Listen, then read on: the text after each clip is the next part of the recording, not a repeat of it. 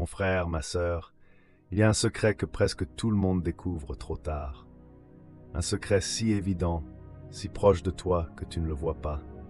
Il est là, chaque matin quand tu te lèves, chaque nuit quand tu t'endors. Imagine un homme qui possède un trésor immense depuis sa naissance. Il l'a toujours eu, il ne l'a jamais demandé, il ne l'a jamais mérité. Et pour cette raison précise, il ne sait même pas qu'il l'a. C'est exactement ainsi que nous traitons nos bienfaits. Le prophète sallallahu alayhi wa sallam l'a dit avec une clarté bouleversante.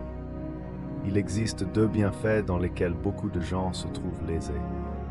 La santé et le temps libre. Lésé, quel mot puissant. Cela veut dire que nous subissons une perte sans même nous en rendre compte.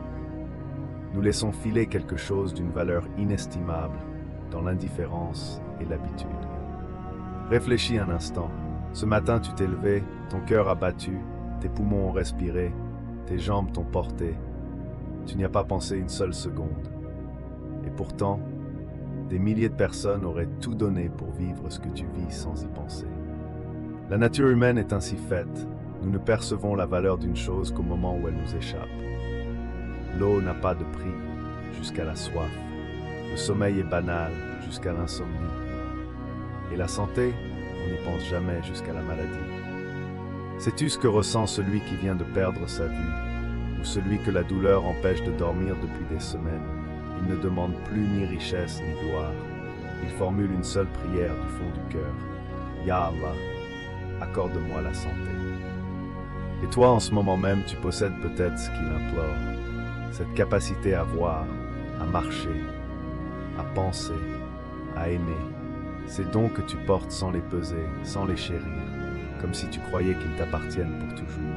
Allah, exalté soit-il, nous interpelle dans son livre avec une question que nous devrions nous poser chaque jour. Lequel des bienfaits de votre Seigneur nierez-vous? Coran 55:13.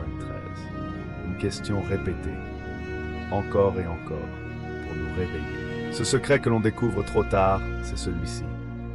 Les plus grands trésors ne brillent pas. Ils ne font pas de bruit. Ils ne se montrent pas. Ils sont silencieux, discrets, invisibles, jusqu'au jour où ils disparaissent. Alors mon frère, ma sœur, cette vidéo n'est pas un sermon. C'est une invitation. Une invitation à ouvrir les yeux sur ce que tu as déjà. À sentir le poids de ces bienfaits avant que la vie ne te force à le ressentir autrement. Parce que la gratitude, en islam, le shukr, n'est pas un sentiment passif. C'est un acte vivant, conscient, quotidien. Et tout commence par une seule prise de conscience. J'ai été comblé bien au-delà de ce que je mérite. Alhamdulillah. Pose-toi une question simple, mon frère, ma sœur. Si tu avais à choisir entre deux hommes, l'un riche mais malade, l'autre pauvre mais en pleine santé, lequel choisirait la vie la plus douce? La réponse, tu la connais déjà. La richesse sans la santé, c'est un palais magnifique dont on ne peut pas franchir le seuil. C'est un festin splendide devant lequel on reste affamé. La santé, elle, est la clé de tout le reste. Le prophète sallallahu alayhi wa sallam l'a dit avec une précision saisissante. Deux bienfaits dont beaucoup de gens sont lésés. La santé et le temps libre.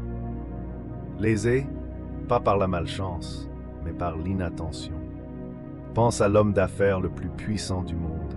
Il possède des avions, des îles, des empires entiers.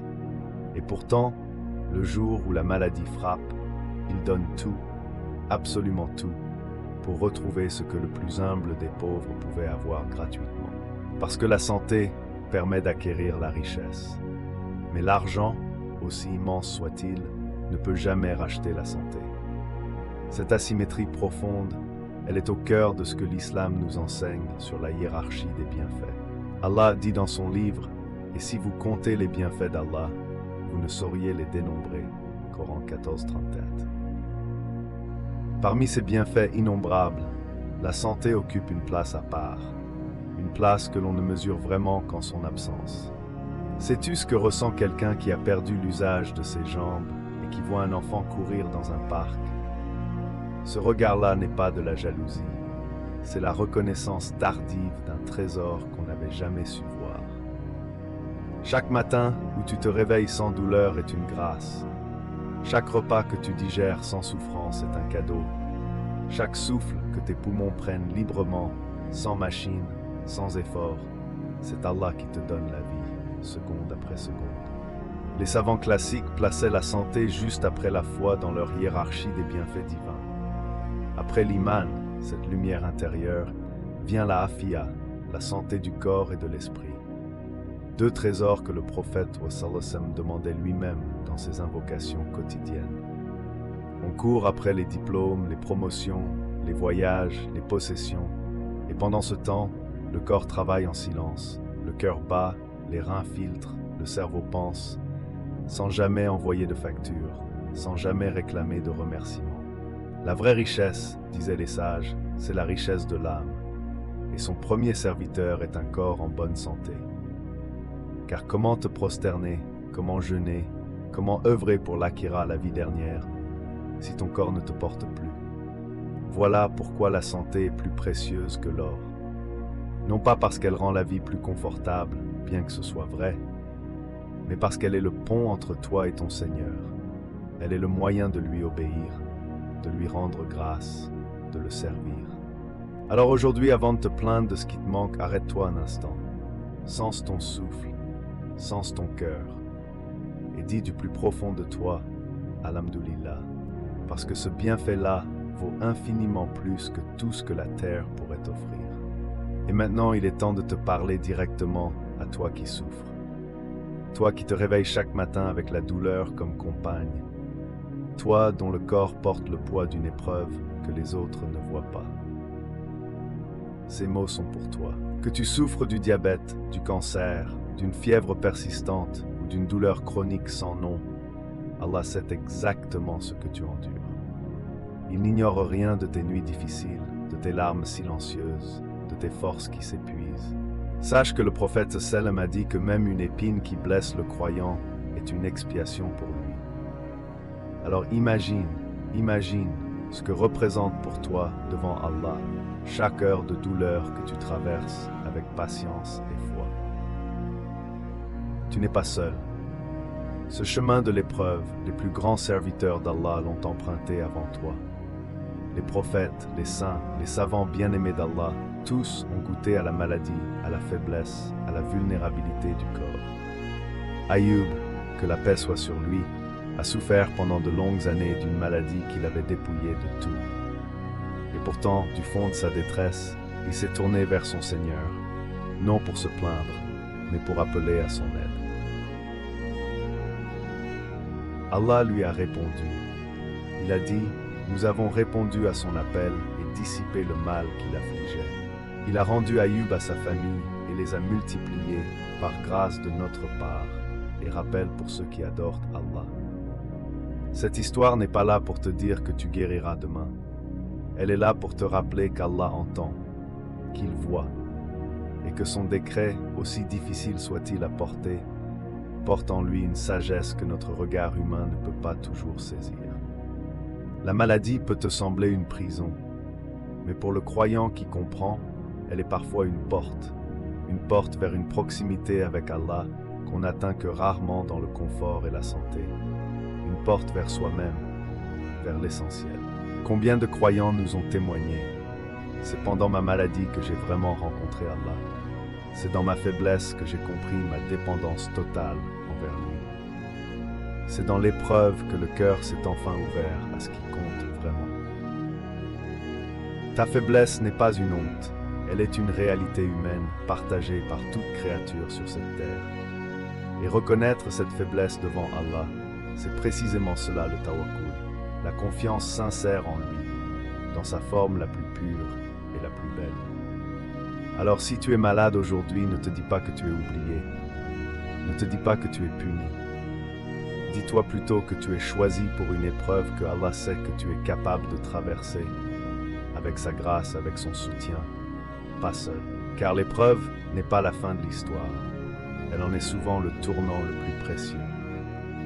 Et comme nous allons le découvrir ensemble, derrière chaque souffrance portée avec foi, se cache une miséricorde dont l'ampleur dépasse tout ce que nous pouvons imaginer. Regarde autour de toi, mon frère, ma sœur. Combien de gens semblaient en parfaite santé il y a quelques mois à peine, jeunes, forts, plein de projets, et pourtant, la vie les a rattrapés d'une façon qu'ils n'avaient jamais anticipée.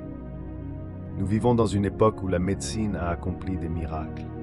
Et pourtant, jamais autant de jeunes n'ont été frappés par des maladies graves, des cancers, des crises cardiaques à 20 ou 30 ans.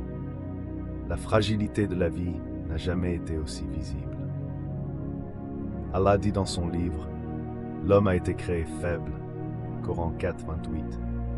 Non pas pour l'humilier, mais pour lui rappeler une vérité fondamentale. Sans son Seigneur, il n'est rien. Cette fragilité est inscrite dans notre nature même depuis notre création. Pense à ce moment où tu t'es retrouvé alité, incapable de te lever seul. Ce corps que tu considérais comme acquis, comme un outil fiable, t'a soudain rappelé qu'il n'est qu'un emprunt temporaire, confié par celui qui en reste le véritable propriétaire. La maladie ne choisit ni l'âge ni la fortune. Elle frappe le riche dans son palais comme le pauvre dans sa demeure. Elle atteint le savant comme l'ignorant, le pieux comme celui qui s'est éloigné. Devant elle, tous les êtres humains sont égaux. Et c'est précisément dans ce nivellement universel que réside l'une des plus grandes sagesses des épreuves. Quand la maladie frappe, les masques tombent. Les illusions de toute puissance s'effondrent. Et l'être humain se retrouve face à sa réalité essentielle. Il est une créature dépendante. Sais-tu ce que les savants ont dit sur la maladie? Ils ont dit qu'elle est l'un des moyens par lesquels Allah ramène ses serviteurs à lui. Car souvent ce n'est qu'au fond de la souffrance que l'être humain se souvient véritablement de son Créateur et l'appelle de tout son cœur. Combien de gens ont retrouvé le chemin de la prière sur un lit d'hôpital? Combien ont ouvert le Coran pour la première fois depuis des années, au moment où leur force les abandonnait? La fragilité, quand elle est vécue avec conscience, devient une porte vers Allah. Allah dit, nous les éprouverons par la peur, la faim, la perte de biens, de vie, de récolte, et annonce la bonne nouvelle aux patients. Coran 255. Remarque, il ne dit pas si nous les éprouvons, il dit nous les éprouverons. L'épreuve est une certitude pour tout croyant. Ce n'est donc pas une question de si tu seras éprouvé un jour, c'est une question de quand. Et cette réalité, loin d'être terrifiante, est en fait libératrice, car elle nous invite à nous préparer aujourd'hui, pendant que nous en avons encore la force et la clarté d'esprit. Réfléchis un instant à ceux qui t'ont précédé, des proches, des amis, des gens de ta génération qui sont partis bien avant l'âge que tu leur aurais prédit. Leur départ n'était pas une anomalie, c'était un rappel adressé à tous ceux qui restent, et peut-être surtout à toi.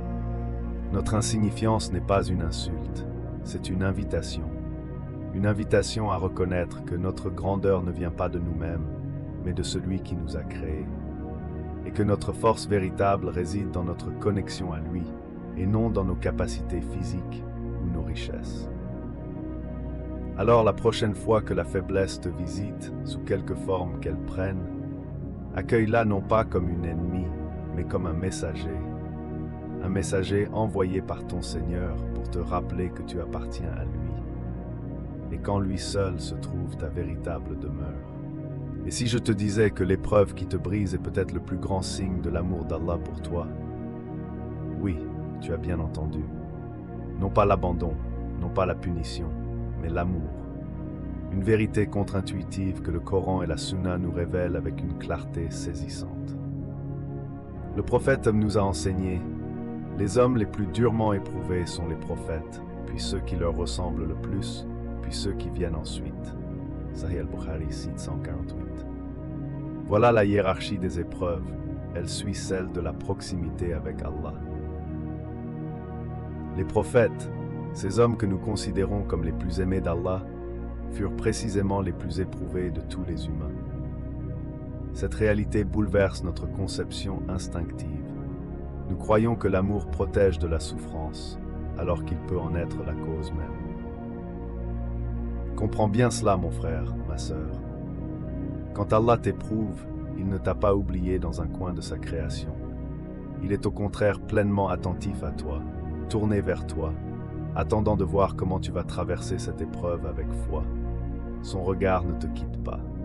Le prophète a dit également, « Quand Allah veut du bien à son serviteur, il le hâte à recevoir sa punition ici-bas. » Réfléchis. Hâter la rétribution dans ce monde, c'est préserver la pureté du serviteur pour l'autre. C'est une miséricorde déguisée en rigueur. Imagine un artisan qui travaille un métal précieux. Plus le métal est noble, plus la chaleur du feu qu'il lui applique est intense. Ce n'est pas pour le détruire. C'est précisément parce qu'il reconnaît sa valeur qu'il l'affine ainsi. Tu es ce métal précieux entre les mains de ton Créateur. Allah dit dans son livre sublime, « Nous vous éprouverons certainement par un peu de peur, de faim, de perte de biens, de vie et de récolte. Et fais la bonne annonce aux endurants. » Coran 2:155. Remarque, la promesse de la bonne annonce est directement liée à l'épreuve. Les deux sont indissociables. La grandeur de la récompense est proportionnelle à la grandeur de l'épreuve. Ce principe est fondamental dans notre dîn, notre religion. Ce n'est pas arbitraire. Allah, dans sa sagesse infinie, calibre chaque épreuve selon ce qu'il a préparé en retour pour celui qui la supporte avec foi. Il est aussi rapporté que lorsqu'Allah aime un serviteur, il l'éprouve. Si ce serviteur accepte avec patience, Allah le choisit. Il devient un élu. Et s'il résiste avec contentement, il devient de ceux qu'Allah a agréés pleinement. L'épreuve est donc une porte, non une impasse. Pense à un rappel à l'ordre venant de quelqu'un qui t'aime profondément. Non pas pour t'humilier, mais pour te repositionner, pour te ramener sur le chemin qui mène à ton bien. L'épreuve divine fonctionne ainsi. C'est un rappel plein de miséricorde, même quand il fait mal. Combien de fois une douleur physique ou une perte nous a-t-elle arrachés à une vie de négligence spirituelle? Combien de personnes ont retrouvé leur prière, leur Coran, leurs larmes devant Allah, non pas dans les moments de bonheur facile, mais précisément dans les profondeurs de l'épreuve. Allah n'éprouve pas pour détruire, il éprouve pour construire. Il ne retire pas pour appauvrir, il retire parfois pour enrichir le cœur de ce que les mains ne peuvent jamais tenir. La vraie richesse, la vraie santé, la vraie force, elle réside dans un cœur qui revient à son Seigneur. Mon frère, ma sœur, si aujourd'hui tu traverses une période difficile, ne te demande pas pourquoi moi. Demande plutôt, qu'est-ce qu'Allah veut me dire à travers cela? Vers quoi veut-il me guider? Quelle grandeur veut-il me faire atteindre? La question change tout. L'épreuve est un signe, non d'abandon, mais de choix. Tu as été choisi par Allah pour traverser cela parce qu'il sait que tu en es capable et parce que ce qu'il t'a préparé en récompense dépasse ce que ton cœur peut même imaginer en ce moment de douleur. Laisse-moi te poser une question simple, une question que tu connais déjà dans ton cœur. Imagine un père, une mère, quelqu'un qui aime son enfant plus que tout au monde.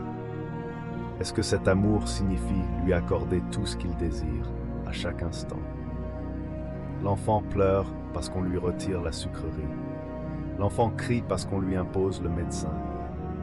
L'enfant ne comprend pas encore. Il voit la privation, il ressent la douleur, mais il ne voit pas l'amour qui se cache derrière chaque décision difficile. Les parents les plus aimants ne sont pas toujours ceux qui disent oui à tout. Parfois l'amour le plus profond dit non. Parfois l'amour le plus sincère impose l'effort, la discipline, la privation, non pour blesser, mais précisément parce qu'il voit plus loin que l'enfant. Et maintenant réfléchis. Si un père humain, imparfait, limité, agit ainsi par sagesse et par amour, qu'en est-il d'Allah le créateur de cet amour parental lui-même, lui qui est Al-Wadoud, le très aimant, et Al-Hakim, le sage absolu? Allah nous dit dans le Coran, « Peut-être avez-vous de l'aversion pour une chose, alors qu'elle vous est un bien. » Cette parole n'est pas un simple réconfort, c'est une vérité cosmique, une loi de l'existence que peu de gens comprennent réellement. Le parent qui voit son enfant souffrir lors d'une injection n'arrête pas le médecin. Il tient la main de l'enfant, il reste présent. Il sait que cette douleur passagère protège de maladies bien plus graves. Il accepte cette peine parce qu'il aime profondément. Et Allah, mon frère, ma sœur, il ne te quitte jamais des yeux. Il est plus proche de toi que ta veine jugulaire. Quand il t'éprouve, il reste présent. Il voit chaque larme, il compte chaque soupir, il ne t'a pas abandonné. Le savant Ibn al-Qayyim, qu'Allah lui fasse miséricorde, disait que l'épreuve pour le croyant est comme le médicament amer. Personne ne l'aime pour son goût, mais le médecin sage le prescrit parce qu'il connaît ce que le patient ignore de son propre corps. Sais-tu que parfois la chose que tu demandes ardemment à Allah, cet emploi, cette relation, cette réussite, pourrait être pour toi ce que la sucrerie est pour l'enfant malade. Belle en apparence, mais destructrice si accordée au mauvais moment. Alors quand Allah dit non à ta demande, quand il retarde ta guérison, quand il ferme une porte que tu voulais franchir, ce n'est pas le signe de son indifférence. C'est peut-être le signe le plus fort de son amour pour toi, de sa vision de ce que tu ne vois pas encore. Et contrairement aux parents humains qui se trompent parfois, qui agissent par fatigue ou par impatience, Allah, lui, ne se trompe jamais. Sa sagesse est parfaite. Sa connaissance embrasse le passé, le présent et l'avenir. Chaque décision divine est juste, sans exception.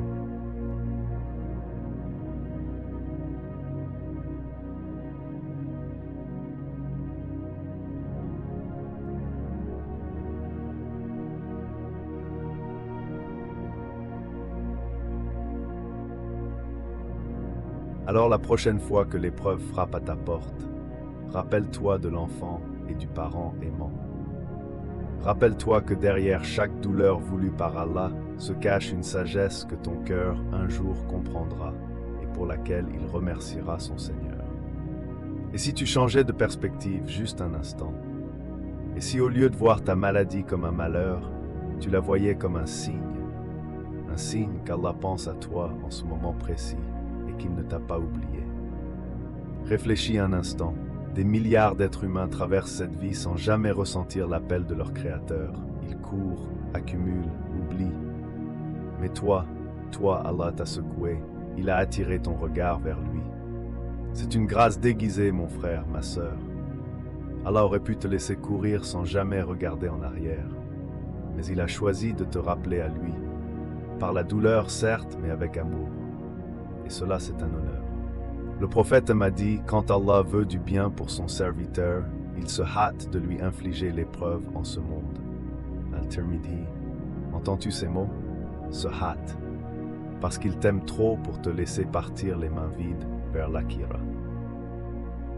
L'Akhira, l'au-delà, est ta demeure véritable. Et pour y entrer avec honneur, il faut un bagage. La patience dans l'épreuve, les larmes versées dans la nuit, le cœur qui s'accroche à Allah malgré la tempête, voilà les trésors qu'il te permet d'accumuler. Imagine deux serviteurs. L'un passe sa vie dans l'aisance totale, sans jamais s'arrêter, sans jamais lever les yeux vers son Seigneur. L'autre traverse des épreuves, mais chaque fois, il revient à Allah. Lequel des deux a reçu la plus grande attention divine? Allah dit dans son livre, « Nous vous éprouverons par un peu de peur, de faim, de perte en biens, en vie et en fruits, et annonce la bonne nouvelle aux endurants. » La bonne nouvelle est réservée à ceux qui traversent l'épreuve avec foi.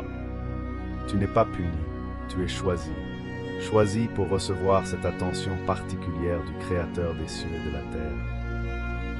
Combien de personnes dans ce monde souhaiteraient qu'Allah les remarque, les secoue, les rapproche de lui? Et toi, c'est déjà ta réalité. Car l'égarement, le vrai malheur, c'est de vivre et de mourir sans jamais avoir cherché Allah. C'est le cœur endurci qui ne ressent plus rien, l'âme anesthésiée par le confort. La douleur qui t'ouvre les yeux est infiniment préférable à l'insouciance qui endort pour toujours. Sais-tu ce que dit Allah de ses serviteurs croyants dans le Coran? Certes, Allah est avec les endurants, pas seulement attentif de loin, mais avec toi, dans ta chambre d'hôpital, dans tes nuits d'insomnie, dans chaque soupir silencieux. Alors réjouis-toi, mon frère, ma sœur, non pas de la souffrance elle-même, mais de ce qu'elle révèle, qu'Allah ne t'a pas abandonné, qu'il est là, qu'il t'éprouve parce que tu lui appartiens et que ton âme lui est précieuse, au-delà de ce que tu peux concevoir. Et chaque fois que la tristesse cherche à prendre toute la place dans ton cœur, Rappelle-toi de cette vérité lumineuse. Allah pense à toi. Il t'éprouve parce qu'il t'aime. Et un jour, dans la paix de l'Akhira, tu comprendras pleinement la beauté de ce voyage. Il existe un hadith qui devrait nous arrêter net dans notre course effrénée. Le prophète m'a dit, deux bienfaits, beaucoup de gens en sont floués, la santé et le temps libre. Deux trésors, deux dons immenses. Et pourtant, combien parmi nous marchent, respirent, dorment, se lèvent chaque matin et ne réalisent pas que cela seul est une fortune. La santé, c'est ce que des millions de personnes dans le monde supplieraient Allah de leur rendre, ne serait-ce qu'une seule journée. Le mot arabe utilisé dans ce hadith est maghboun, trompé, floué. Comme quelqu'un qui possède un trésor enfoui sous ses pieds et qui marche dessus chaque jour sans jamais se pencher pour le ramasser. C'est nous, c'est notre rapport à la santé et au temps. Réfléchis un instant, combien d'heures as-tu laissé s'écouler sans les compter? Le temps, lui, ne revient jamais. Chaque minute qui passe est une page du livre de ta vie que tu ne pourras plus réécrire. Et pourtant, nous le laissons glisser entre nos doigts comme du sable fin. Et ce qui rend cette réalité encore plus poignante, c'est que certains d'entre nous ne se contentent pas d'ignorer ces bienfaits. Ils les détruisent activement, avec leurs propres mains, sciemment. La cigarette, la drogue, les excès en tout genre. Autant de coups portés à ce don d'Allah. Mon frère, ma sœur, pense à celui qui est cloué dans son lit, incapable de se lever seul. Pense à celui qui donnerait tout ce qu'il possède, sa maison, ses économies, ses biens, pour retrouver simplement la force de marcher jusqu'à la mosquée pour prier Fajr.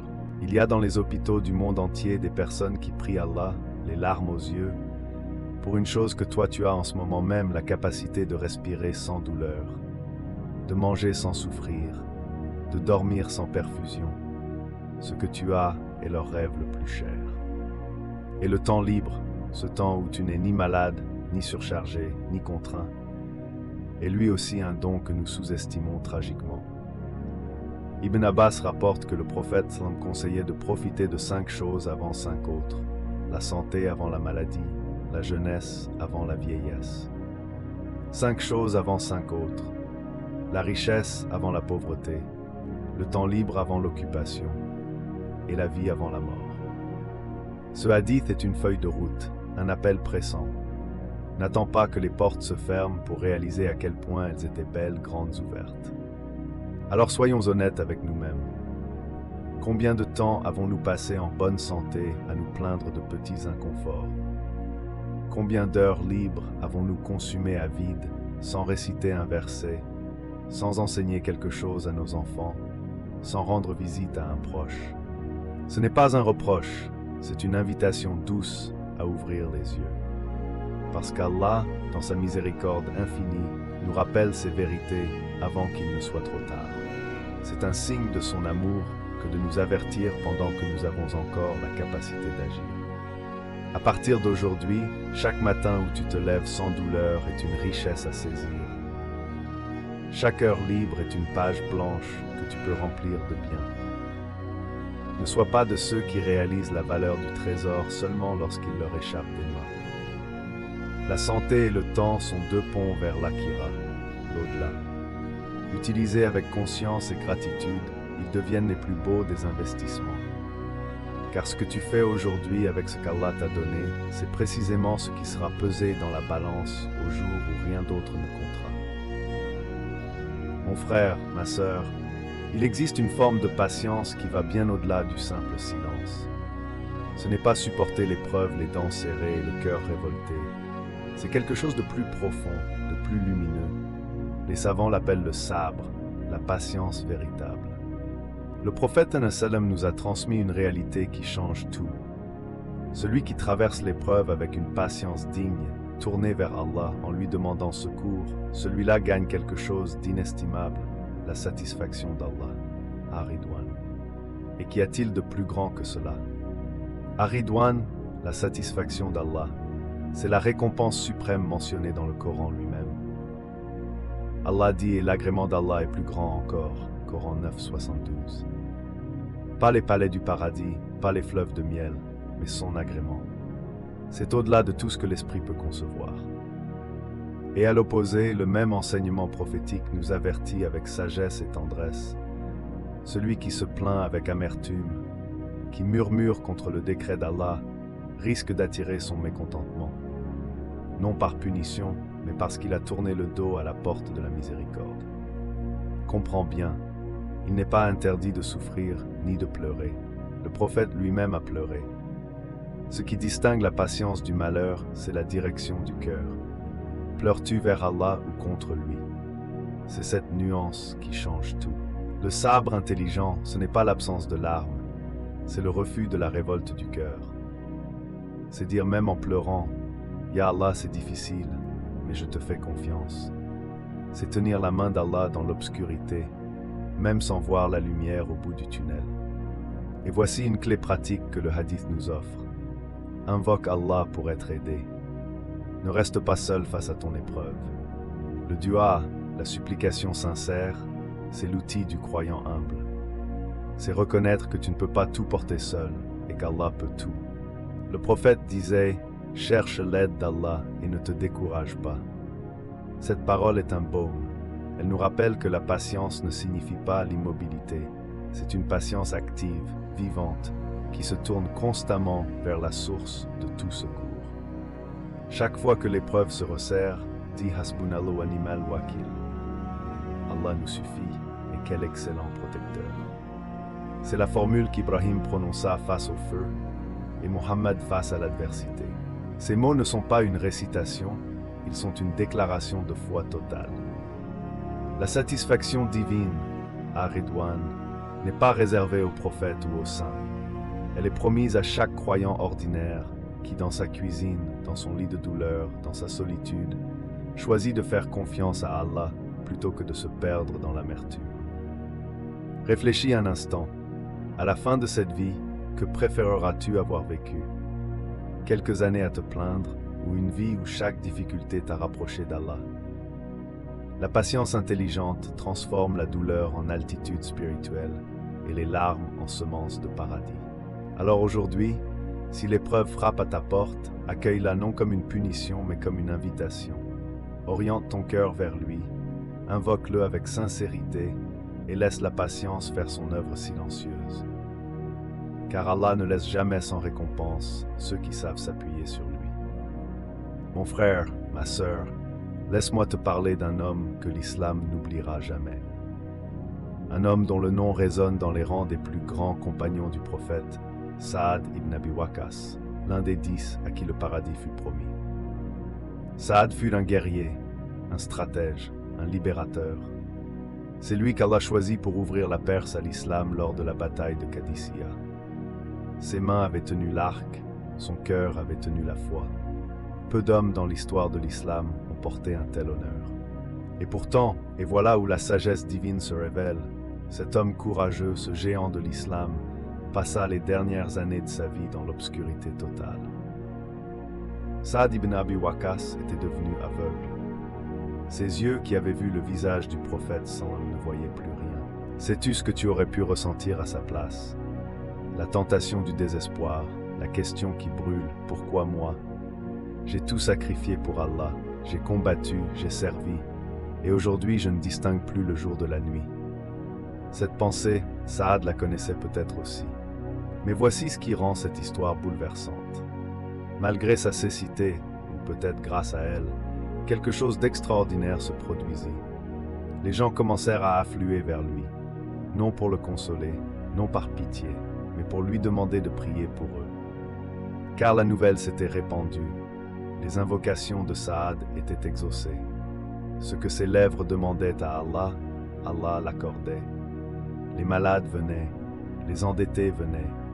Ceux qui cherchaient guidance venaient frapper à la porte d'un homme qui ne pouvait plus les voir, mais dont le cœur voyait tout. Comment expliquer ce paradoxe? Un homme prive de la vue, et c'est précisément à lui que tout le monde recourt. La réponse est dans la nature même de l'épreuve acceptée avec foi.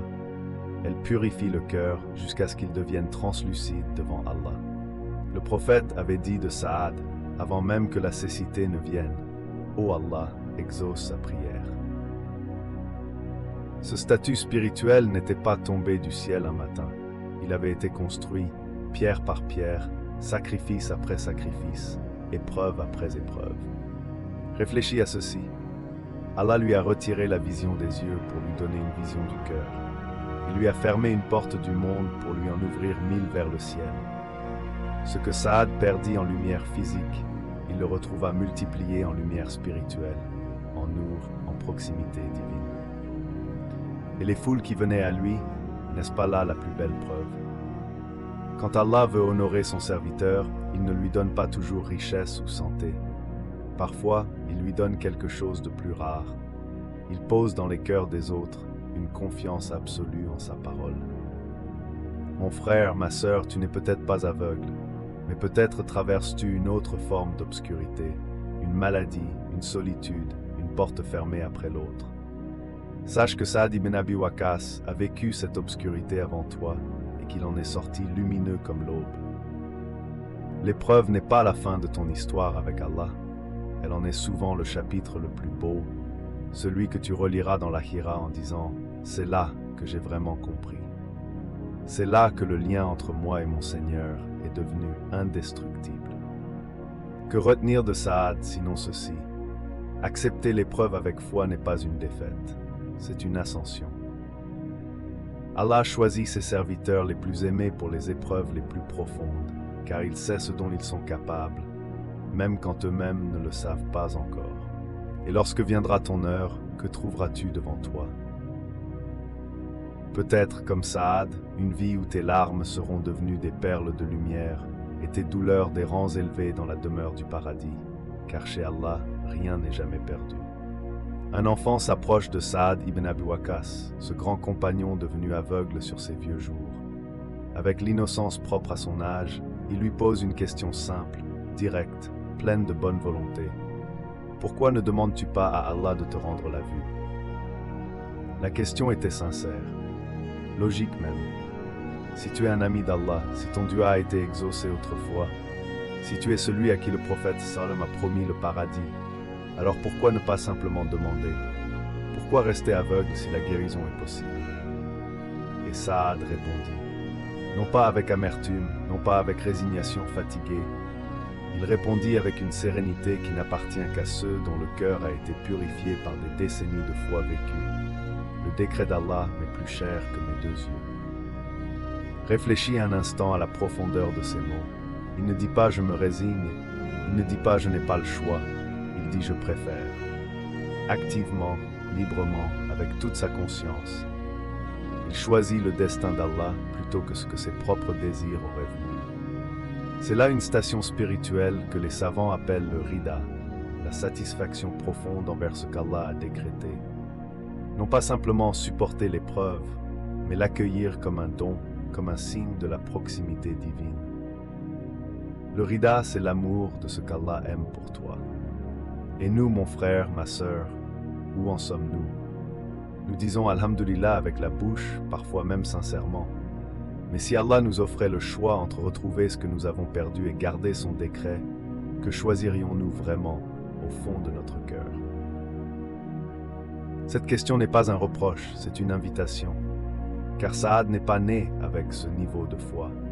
Il l'a construit verset après verset, épreuve après épreuve, nuit de prière après nuit de prière. Le rida se cultive, il s'apprend, il se demande à Allah. Il existe un hadith qui nous enseigne qu'Allah, lorsqu'il aime un serviteur, lui envoie l'épreuve. Et si ce serviteur patiente et accepte, Allah l'élève. Mais la cime de cette élévation, c'est le rida, quand le serviteur non seulement accepte, mais se réjouit du choix divin. Sais-tu ce que cela signifie concrètement? Cela signifie qu'un homme qui a perdu la vue, un homme qui ne verra plus jamais le visage de ses enfants, dit « Je ne changerai rien ». Parce qu'en Allah, il a trouvé quelque chose d'infiniment plus précieux que la lumière des yeux. Ce que Saad avait trouvé, c'est la lumière intérieure, cette lumière du cœur que l'on nomme Nour en arabe, et dont le Coran dit qu'Allah la donne à qui il veut. Une lumière que nulle cécité ne peut éteindre, que nulle douleur ne peut obscurcir. Et voilà le paradoxe sublime de l'islam. C'est parfois en perdant quelque chose de ce monde qu'on gagne quelque chose d'incommensurable dans son rapport à Allah. L'épreuve ouvre une porte que le confort avait fermée. La perte révèle une richesse que l'abondance cachait. Alors, mon frère, ma sœur, la prochaine fois que tu traverses une épreuve et que ton cœur chancelle, rappelle-toi de Saad. Rappelle-toi que la vraie liberté n'est pas d'être préservé de toute douleur, c'est d'être tellement proche d'Allah que sa volonté devient ta volonté. Au-delà du Alhamdulillah de la bouche, il y a le Alhamdulillah du cœur. Celui qui dit « Ya Allah, tu m'as choisi cela, et tu es Al-Hakim, le sage suprême. Ce que tu décides est meilleur que tout ce que j'aurais pu imaginer, et je t'en remercie. » Et si je te disais qu'une femme ordinaire, souffrant d'une maladie visible et humiliante, a été désignée comme destinée au paradis, non pas malgré son épreuve, mais à travers elle, cette femme a existé, et son histoire mérite que tu t'arrêtes. Ibn Abbas, cousin du prophète Sam et grand savant de l'islam, rapporte qu'une femme vint un jour lui parler. Elle souffrait d'épilepsie, une maladie qui la faisait tomber involontairement devant les regards des autres. Une épreuve profonde, portée chaque jour. Elle dit à Ibn Abbas, « Je crains de dévoiler ma nudité lors de mes crises. Implore Allah pour moi. » Il lui répondit alors avec des mots qui résonnent à travers les siècles. « Si tu le veux, patiente, et le paradis sera pour toi. Si tu préfères, je supplierai Allah de te guérir. » Réfléchis un instant à ce choix. D'un côté, la guérison immédiate, la fin de la douleur, le soulagement que tout être humain désire de tout son être. De l'autre côté, la patience, l'épreuve qui continue, mais avec au bout une récompense que nul œil n'a jamais vue. Elle choisit la patience. Cette femme, dont nous ne connaissons même pas le nom, a choisi de continuer à souffrir, de continuer à tomber, de continuer à porter son fardeau. Mais elle l'a porté avec foi. Elle l'a porté en sachant qu'Allah la voyait. Il existe dans ce récit une leçon bouleversante. La récompense d'Allah n'est pas proportionnelle à l'absence de souffrance. Elle est proportionnelle à la beauté avec laquelle tu portes cette souffrance. Le paradis n'est pas réservé aux bien portants, il est réservé aux cœurs patients. Mon frère, ma sœur, pense à toutes les femmes autour de toi qui portent en silence des douleurs que personne ne voit, des maladies chroniques, des blessures invisibles, des nuits difficiles. Leur patience silencieuse n'est pas une faiblesse, c'est peut-être leur plus grand acte de culte. Le prophète Mohammed sallam a dit « Aucune fatigue, ni maladie, ni souci, ni tristesse, ni tort, ni chagrin n'afflige le croyant, même l'épine qui le pique, sans qu'Allah n'efface par cela ses péchés. » Saint son série. Chaque douleur endurée avec foi purifie l'âme. Cette femme épileptique ignorait le nom que l'histoire lui donnerait. Elle ignorait que des siècles plus tard, on raconterait son choix comme un exemple de foi héroïque. Elle savait seulement une chose, Allah la regardait, et cela lui suffisait pour tenir. Sais-tu ce qui est extraordinaire dans ce récit? Ibn Abbas ne lui a pas dit patiente, et peut-être tu seras récompensé.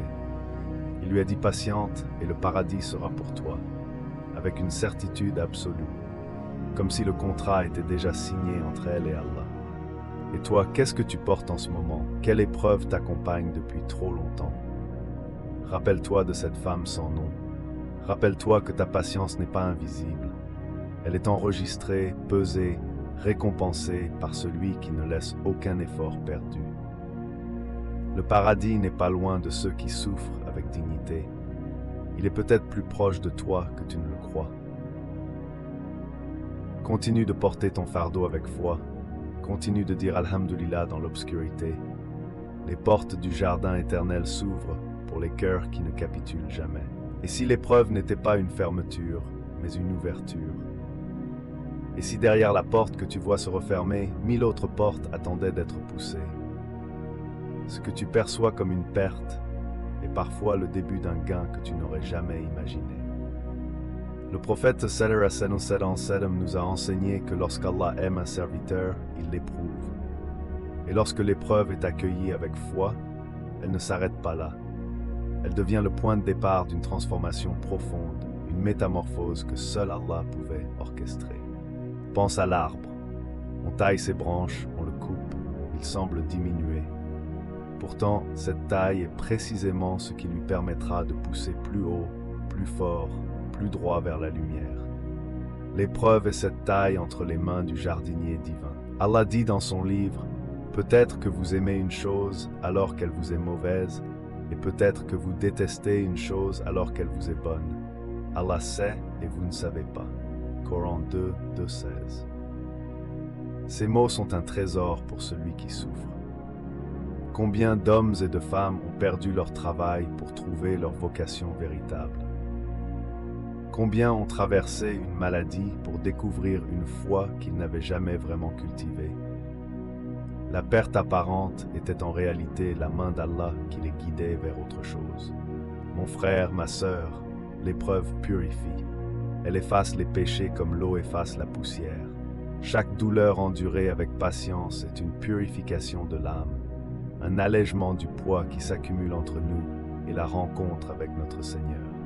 Le prophète sallallahu alayhi wa sallam a dit « Aucune fatigue, ni maladie, ni souci, ni tristesse, ni tort, ni peine n'afflige le croyant, même une épine qui le pique, sans qu'Allah n'efface en échange quelques-unes de ses fautes. » Chaque douleur compte.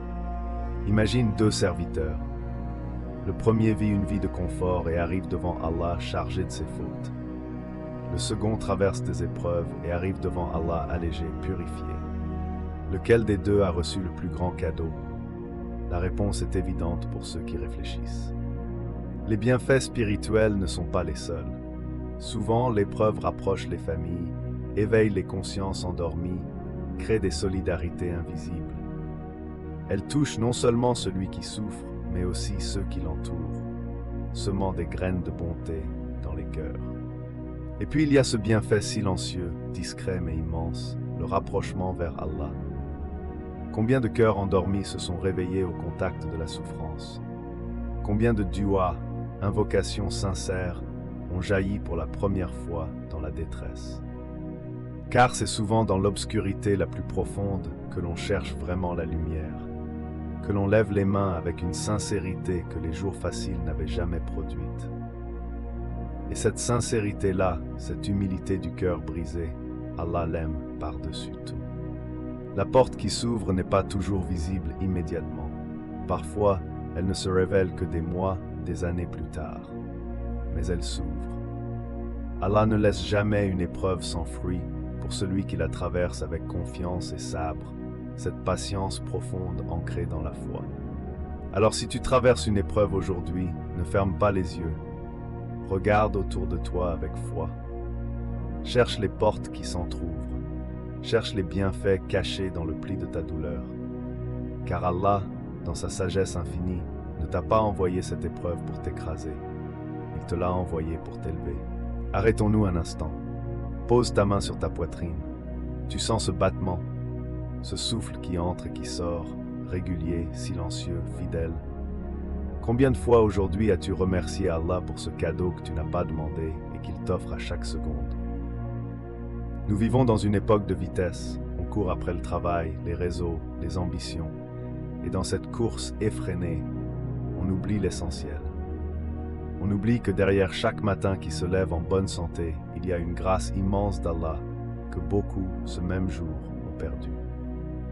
Le prophète nous a enseigné que deux grâces sont source de négligence pour beaucoup d'entre les hommes. La santé et le temps libre. Deux trésors, deux dons royaux, et pourtant, combien d'entre nous les dilapident sans même s'en apercevoir? Pose-toi cette question avec honnêteté, non par culpabilité, mais par lucidité. Qu'as-tu fait de ta santé? L'as-tu utilisée pour ce qui plaît à Allah, pour tes adorations, pour ta famille, pour le bien autour de toi? Ou l'as-tu laissé s'écouler dans l'insouciance? Ce n'est pas un reproche, c'est une invitation. Une invitation à regarder ta vie avec les yeux de la foi, à voir dans chaque jour en bonne santé non pas une banalité, mais une lettre d'amour d'Allah adressée personnellement à toi. Il t'a donné ce corps valide. Qu'en feras-tu? La gratitude, le shukr, n'est pas seulement un mot qu'on prononce, c'est un état du cœur qui se traduit en actes. Remercier Allah pour la santé, c'est prier avec ce corps qu'il t'a prêté. c'est jeûner, donner, servir. C'est utiliser le don pour honorer celui qui donne. Allah dit dans son livre magnifique, « Si vous êtes reconnaissant, j'augmenterai certainement pour vous. » Subhanallah. La gratitude n'est pas seulement une belle valeur morale, elle est une clé. Une clé qui ouvre les portes de davantage de bienfaits, davantage de grâce, davantage de bénédictions. Alors commence aujourd'hui, pas demain, pas après la prochaine épreuve. Aujourd'hui, dans cet instant même où tu regardes cette vidéo, lève les yeux vers le ciel et dis sincèrement Alhamdulillahi ala ni'mat al-afiya, louange à Allah pour le don de la santé et du bien-être. Et si tu traverses une maladie en ce moment, sache que cette invitation ne t'exclut pas. Car même dans l'épreuve, il reste des bienfaits innombrables autour de toi. La vue, l'ouïe, la mémoire, l'amour de tes proches, la certitude qu'Allah est là. Chaque souffle est encore une grâce. Le croyant est invité à cultiver ce regard qui voit la main d'Allah dans le petit comme dans le grand, dans le verre d'eau fraîche, dans le repas du soir, dans l'enfant qui rit. La vie spirituelle commence là, dans la reconnaissance des petites grâces que l'on prend si souvent pour acquises. Prends soin de ta santé. C'est une amana, une responsabilité que Allah t'a confiée. Mange bien, repose-toi, préserve ton corps et ton âme des choses qui les abîment, non par vanité, mais par fidélité au dépôt que ton Seigneur a placé entre tes mains. Honore ce trésor. Mon frère, ma sœur, que cette vidéo ne soit pas seulement un moment passé, qu'elle soit un tournant. Le jour où tu as décidé de ne plus jamais prendre ta santé pour acquise. Le jour où tu as compris que chaque battement de cœur est un verset d'Allah récité pour toi, gratuitement, par amour. Mon frère, ma sœur qui traverse l'épreuve en ce moment même, ces mots sont pour toi. Pas des formules vides, pas des consolations creuses, mais une vérité que les savants ont transmise de génération en génération. Allah ne t'a pas oublié, il ne t'oubliera jamais. L'épreuve que tu portes aujourd'hui, cette douleur dans ton corps, cette fatigue dans ton âme, elle n'est pas vaine. Pas un seul instant de souffrance n'est perdu auprès d'Allah. Il les compte, il les pèse, et il prépare pour toi une récompense que ton cœur ne peut pas encore imaginer. Le prophète sallam a dit que la fièvre d'un seul jour efface des péchés comme les feuilles tombent de l'arbre. Alors imagine ce que ta maladie, ton sabre, ta patience, ta confiance en Allah effacent en toi. Tu n'es pas en train de perdre, tu es en train de te purifier. Et à toi qui accompagne un proche malade, qui veille, qui soigne, qui prie dans le silence de la nuit, sache que ton dévouement est vu. Chaque nuit blanche, chaque larme retenue, chaque sourire offert pour réconforter, Allah les inscrit dans ton livre avec une encre de lumière.